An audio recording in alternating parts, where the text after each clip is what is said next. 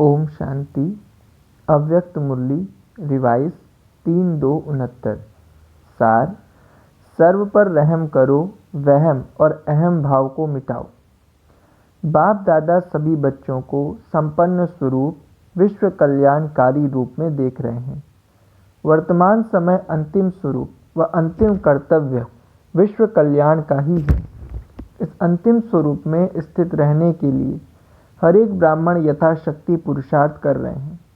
लक्ष्य सबका एक ही विश्व कल्याण करने का है, लेकिन कोई अभी तक स्व कल्याण में लगे हुए हैं और कोई स्वदेश के कल्याण करने में लगे हुए हैं।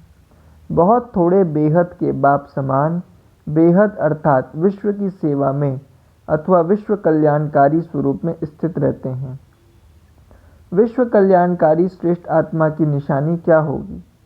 विश्व कल्याणकारी जानते हैं कि समय कम है और कार्य महान है, इसलिए विश्व कल्याणकारी हर सेकंड व संकल्प विश्व कल्याण के प्रति ही लगाएंगे। तन मन और प्राप्त धन सदा विश्व सेवा में अर्पण करेंगे।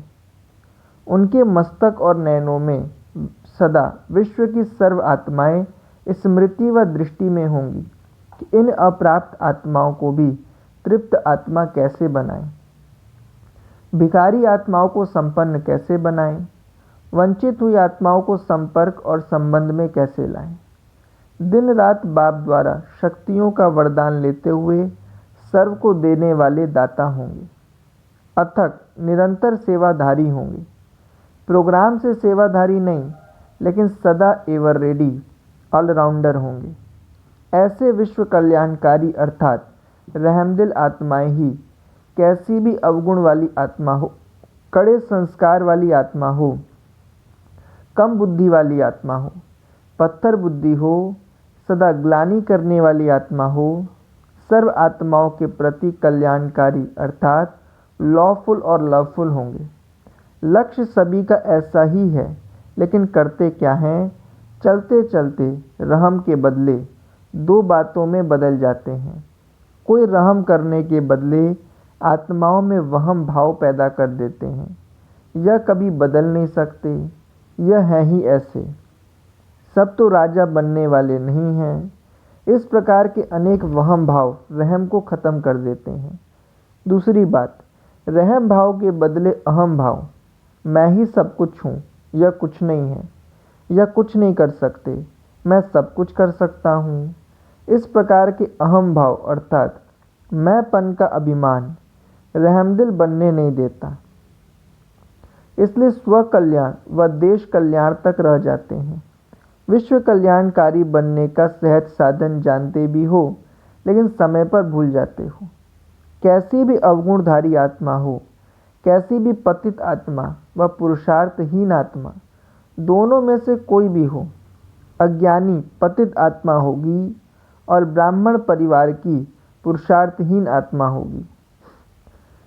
दोनों आत्माओं के प्रति विश्व कल्याणकारी अर्थात बेहद की दाता आत्मा, विश्व परिवर्तन अधिकारी आत्मा सदा उन आत्माओं की बुराई व कमजोरियों को कल्याणकारी होने के नाते पहले क्षमा करेगी। जैसे बेहद का बाप बच्चों को क्षमा करते हैं, किस बात पर? बच्चों की बुराई व कमजोरियों को दिल में न समाये क्षमा करते हैं। पूज्य देवता भक्तों पर क्षमा करते हैं। तो विश्व कल्याणकारी मास्टर रचता भी हैं, विश्व अधिकारी भी हैं, अर्थात छोटों के आगे बड़ा राजा के समान है, बाप के समान है, पूज्य आत्मा है। इन तीनों संबंध के आधार से बुराई व कमजोरी दिल पर न रख क्षमा करेंगे। उसके बाद ऐसी आत्मा के कल्याण प्रति सदा हर आत्मा के वास्तविक स्वरूप और गुण को सामने रखते हुए महिमा करेंगे, अर्थात उस आत्मा को अपनी महानता की स्मृति दिलाएंगे। किसके बच्चे हो, किस कुल के हो, संगम युग की विशेषता व वरदान क्या है? बाप का कर्तव्य असंभव को भी संभव करने का है। तुम आत्मा आदि काल की राजवंशी हो, अब ब्रह्मावंशी हो, मास्टर सर्वशक्तिमान हो। इस प्रकार की महिमा करेंगे, जिससे वह आत्मा गुणों को सुनते हुए स्मृति और समर्थि में आए और कमजोरी को वह बुराई को मिटाने की हिम्मत में आए। जैसे आज की दुनिया में राजपूत वंश वाले अपने वंश की स्मृति दिलाते तो कमजोर में भी हिम्मत आ जाती, ऐसे विश्व कल्याणकारी कमजोर आत्मा को भी महिमा से महान बना देंगे। अर्थात अपनी रहम दिल की शक्ति से स्वयं तो उसके अवगुण धारण नहीं करेंगे, लेकिन उसको भी अपने अवगुण विस्मृत कराए समर्थ बना देंगे। ऐसे समर्थ धरनी बनाने के बाद ऐसी आत्मा प्रति थोड़ी सी मेहनत करने से, वहम भाव और अहम भाव न रखने से ऐसी आत्मा भी परिवर्तन हो जाएगी। कभी भी ब्राह्मण परिवार में कमजोर आत्मा को तुम कमजोर हो, तुम कमजोर हो नहीं कहना। नहीं तो जैसे शारीरिक कमजोर आत्मा अगर डॉक्टर द्वारा सुने कि मैं तो मरने वाली हूँ तो हार्ट फेल हो जाएगा, ऐसे आप सब भी मास्टर अथॉरिटी हो, श्रेष्ठ आत्माएं हो, विश्व परिवर्तक हो। आप लोगों के मुख से सदैव हर आत्मा के प्रति शुभ बोल निकलने चाहिए। दिल शिकस्त बनाने वाले नहीं, दिल शिकस्त बनना भी हार्ट फेल होना है। चाहे कितना भी कमज़ोर हो, उसको इशारा भी देना हो, शिक्षा भी देनी हो, तो पहले समर्थ बनाकर फिर शिक्षा दो। पहले उसकी विशेषता की महिमा करो, फिर उसको आगे के लिए और भी श्रेष्ठ आत्मा बनने का साधन कमज़ोरी पर अटेंशन रीति से दिलाओ। पहले धरनी पर हिम्मत और उत्साह का हल चलाओ, फिर बीज डालो तो सहज ही बीज का फल निकलेगा। नहीं तो हिम्मतहीन कमज़ोर संस्कारवश आत्मा अर्थात कलराठी जमीन में बीज डालते हैं, इसलिए मेहनत और समय ज़्यादा लगता है और सफलता भी कम निकलती है। विश्व कल्याण के कार्य में सोचने व करने को की फुर्सत नहीं मिलती, स्व कल्याण या देश कल्याण में ही लगे रहते हैं। विश्व कल्याणकारी स्वरूप में स्थित नहीं हो सकते। तो विश्व कल्याणकारी बनने के लिए क्या करना है और क्या नहीं करना है, तभी विश्व कल्याण की सेवा की गति तीव्र हो सकेगी। अभी मध्यम गति है, इसलिए इस वर्ष में विश्व कल्याणकारी स्थिति की विधि द्वारा विश्व कल्याण के सेवा की गति तीव्र बनाओ, रहमदिल बनो। अब तक जो कुछ चला ड्रामा अनुसार जो चलता था वह चला, इससे भी आगे के लिए कल्याण की भावना ले, चढ़ती कला की भावना ले, अब आगे बढ़ो। कमजोरियों को सदा के लिए दृढ़ संकल्प द्वारा विदाई दो और विदाई दिलाओ, तो विश्व परिवर्तन का कार्य तीव्र गति से हो जाएगा। स्पीड और स्टेज को बढ़ाओ, अर्थात हर बात को नॉलेजफुल समर्थ स्थिति द्वारा सदा सहज पास करो और सदा पास हो जाओ, तो फाइनल स्टेज पर पास विद ऑनर हो जाएंगे। समझा? ऐसी तैयारी करो जो दूसरी सीजन में बाप दादा सबको तीव्र पुरुषार्थी के रूप में देखें। सभी आत्माएं फर्स्ट डिवीज़न वाली आत्माएं हो, ऐसी महान आत्माओं का मिलन मेला मनाने आए हैं। हर ब्राह्मण बच्चा सदा ताज, तिलक और तख्तधारी हो, ऐसी राज्य सभा में बाप आए। जब यहाँ राज्य अधिकारी सभा बनेगी तब वहाँ राज्य दरबार लगेगी। निमंत्रण दिया जाता है तो विशेष आत्माओं के लिए विशेष स्टेज तैयार करनी पड़ती है। तो बाप दादा को भी फिर आने का निमंत्रण देते हो तो हर एक प्रैक्टिकल संपूर्ण स्टेज तैयार करेंगे, तब तो बाप दादा आएंगे। इसलिए हर एक दो से श्रेष्ठ व सुंदर स्टेज तैयार करो। अच्छा, अब देखेंगे कौन सा जोन नंबर 1 जाता है। विदेश आगे जाता है व देश आगे जाता है। अच्छा, ऐसे सदा विश्व कल्याणकारी, सर्वप्रति रहमदिल, सदा शुभ चिंतन में रहने वाले और सदा शुभ चिंतक बनने वाले, हर आत्मा में हिम्मत और उल्लास दिलाने वाले, ऐसे सदा राज्य अधिकारी, सर्व को सदा संपन्न बनाने वाले समर्थ आत्माओं को बाप दादा का याद प्यार और नमस्ते। बच्चों की तरफ से भी बाबा को नमस्ते। पार्टियों से मुलाकात। सर्व स्वस्थिति की सीट पर रहने से परिस्थितियों पर विजय। सदा मास्टर सर्वशक्तिमान की स्थिति में स्थित होकर हर प्रकार की परिस्थितियों के ऊपर विजयी रहते हो। जब तक स्वस्थिति शक्तिशाली नहीं होगी तो परिस्थिति के ऊपर विजय नहीं होगी। परिस्थिति प्रकृति द्वारा आती है, इसलिए परिस्थिति रचना हो गई और स्वस्थिति वाला रचता है। तो सदा रचना के ऊपर विजय होती है ना। अगर रचता रचना से हार खा ले तो उसे रचता कहेंगे। तो प्रकृति द्वारा आई हुई परिस्थितियां रचना है। तो मास्टर रचता अर्थात मास्टर सर्वशक्तिमान कभी हार खा नहीं सकते, असंभव है। अगर अपनी सीट छोड़ते हो तो हार होती, सीट पर सेट होने वाले में शक्ति होती, सीट छोड़ी तो शक्तिहीन। तो मास्टर रचता की सीट पर सेट रहना है। सीट के आधार पर शक्तियां स्वतः आएंगी, नीचे नहीं आना। नीचे है ही देह अभिमान रूपी माया की धूल, नीचे आएंगे तो धूल लग जाएगी, अर्थात शुद्ध आत्मा से अशुद्ध हो जाएंगे। बच्चा भी अगर स्थान से नीचे आ जाता है तो मैला हो जाता है। बच्चे के लिए भी अटेंशन रखते मैला ना हो जाए। तो देह भान में आना अर्थात मैला होना। आप शुद्ध आत्मा हो। शुद्ध पर अगर जरा भी मिट्टी लग जाए तो स्पष्ट दिखाई देती है। जरा भी देह अभिमान की मैल आप शुद्ध आत्माओं में स्पष्ट दिखाई देगी। बार बार देह भान में आना अर्थात मिट्टी में खेलना व मिट्टी खाना, तो ऐसे तो नहीं होना। कभी पिछले संस्कार तो नहीं आ जाते। जब मरजीवा हो गए तो पिछला खत्म हुआ। मरजीवा अर्थात ब्राह्मण जीवन। ब्राह्मण कभी मिट्टी में नहीं खेलेंगे। यह तो शूद्रपन की बातें हैं। तो सदा बाप की याद की गोद में रहो। याद ही याद है। लाडले बच्चों को माँ बाप गोद में रखते हैं, मिट्टी में नहीं जाने देते। तो आप लाडले बच्चे हो ना, तो मिट्टी में नहीं खेल सकते, रत्नों से खेलते रहो। मिट्टी में खेलने वाले बाप के बच्चे हो ही नहीं सकते।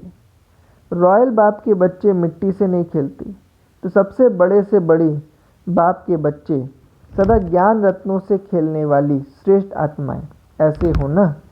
अच्छा, कैसी भी परिस्थिति हो लेकिन सदा बाप को साथ स्मृति में रहे तो माया जीत बाप को साथी बनाने से विजयी रतन हो जाएंगे।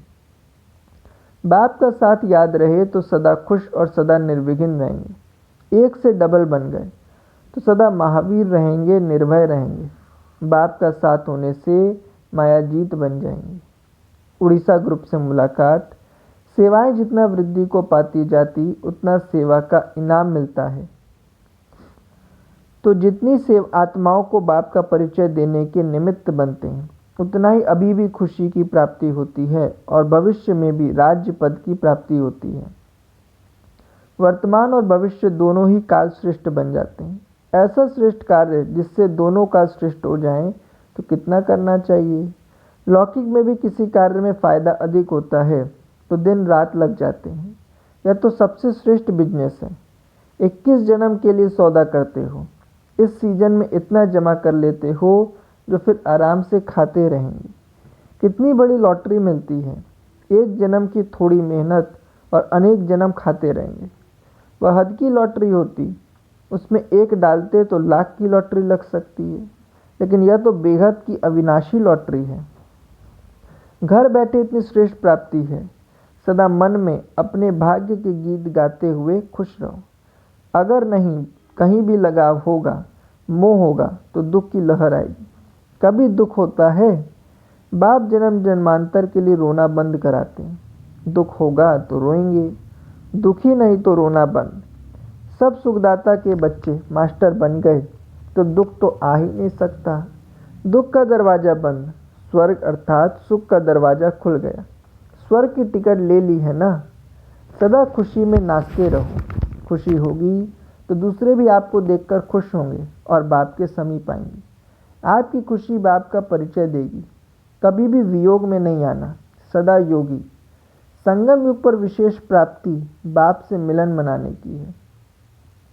सदा मिलन मनाने वाले ऐसे खुशी में रहो। अच्छा, सदा अपने को महावीर अर्थात सदा ज्ञान के शस्त्रधारी अनुभव करते हो। महावीर को सदा ज्ञान के शस्त्र दिखाते हैं, वह है विजय की निशानी। ऐसे सदा ज्ञान के शस्त्रों से सजे हुए महावीर हो। शस्त्रों को समय पर काम में लगाते हो, वह समय पर कार्य नहीं करते। ऐसे भी होता है चीज़ें सब होती हैं लेकिन समय पर याद नहीं रहती। तो जैसी परिस्थिति वैसे ज्ञान के शस्त्र द्वारा महावीर बन मायाजीत बन जाते हो। कितने समय में विजयी होते हो? सेकंड में विजयी बनते हो या टाइम लगता है? अगर टाइम लगता है तो महावीर नहीं कहेंगे।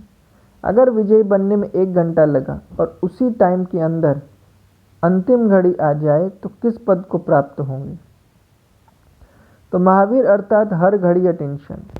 पास विद ऑनर वही होगा जो हर परिस्थिति में पास होगा। तो सदा पास होने वाले हो ना। टीचर से मुलाकात। टीचर्स को विशेष लिफ्ट की गिफ्ट है। कौन? क्यों? टीचर्स को सिवाय ईश्वरीय सेवा के और कोई भी बोझ नहीं।